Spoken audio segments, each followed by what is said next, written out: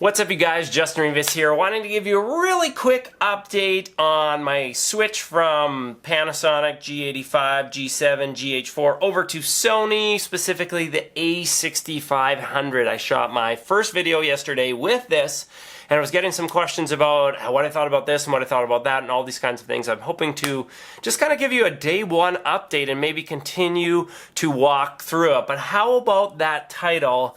And there is so much truth to that. This G85 is better than this Sony in almost every way imaginable. But does that mean I'm switching back? No. I don't think so. It's still early and I'm still processing through everything, but let's talk about kind of the major differences between these two things that I found. First of all, the battery life on this sucks. Like, it is awful, horrible, tremendously bad, it feels like. And I mean, it's a pretty small battery. Let's get this out here. Pretty tiny, especially when I compare it to what is going on here.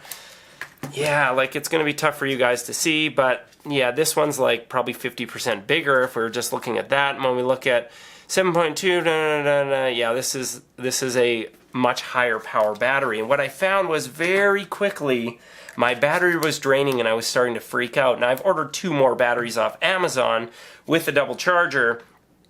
So, you know, I think I can get around that, but it was just something I wasn't expecting so quickly to suddenly see the battery start to drop. And maybe it's some of it too because it shows it to you in percentage where you're like, whoa, I'm gonna run out of battery. And I was really having to watch and be careful about that.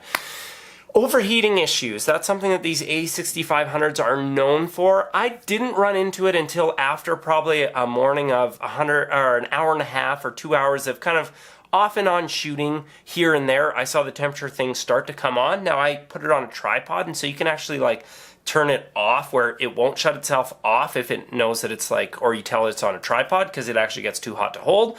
A surprise that that's a problem. That has never, ever, ever been an issue on these. Going back to the battery life on this, I'll maybe carry a second battery on the G7 or the G85 just in case, but a normal day of shooting, I never need more than 1 battery. If I'm shooting a ton of stuff and it's 4K and I'm kind of shooting for hours, and yeah, but I would say this feels like half as long. That is very, very unscientific, just the way that it felt. What else can I say between these two things that I'm learning? The touchscreen on this is a little bit of a joke. Like, you can use it for focusing, but I kept trying to tap on the menus and it's like they didn't enable touchscreen on the menu portion of it, and so that was kind of annoying. I missed having that flip out screen. The video that I did yesterday, at the end I was trying to get a selfie with someone, and not having that flip out screen, that would have been really, really handy. I think I can find ways around that again, but that's definitely where Panasonic has it.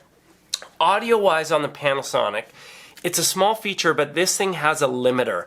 And what that means is when the audio level gets too hot, like it hits the top, it actually just like brings it back down instead of it clipping. And what that allows you to be able to do is turn up the volume a little bit more, so when you're talking quieter, it's a little bit smoother. And if you get loud, it brings that volume down, is letting you do less in post.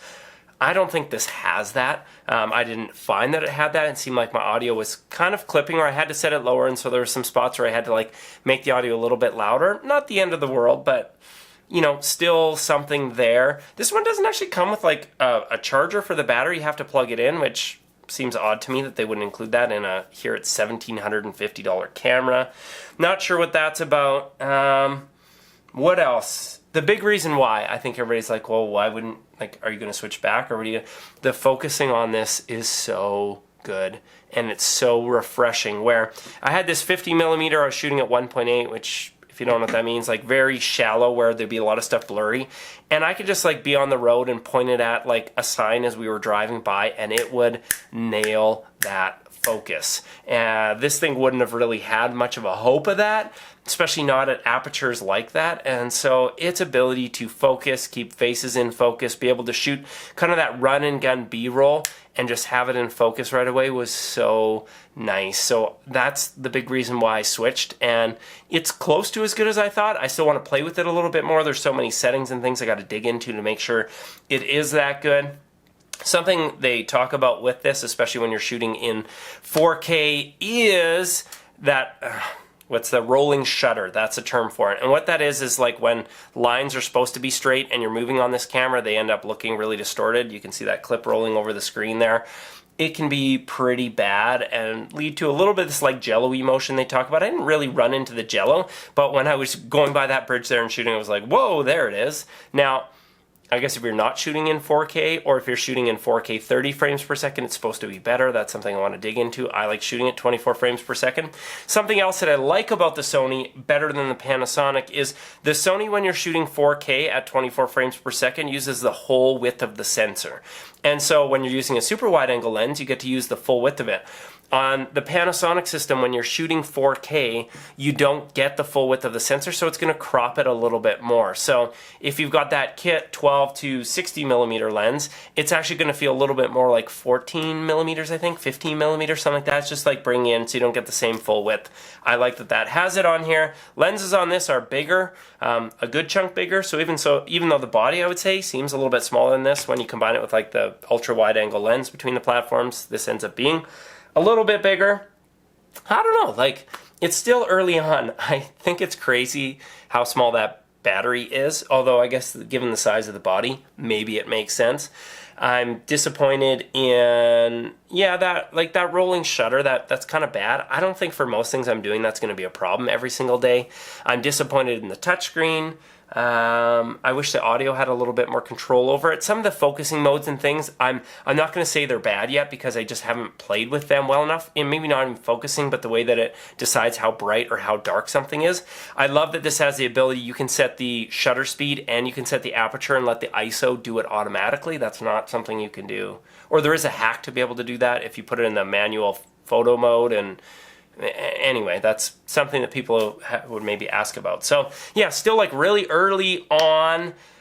Footage looks beautiful though.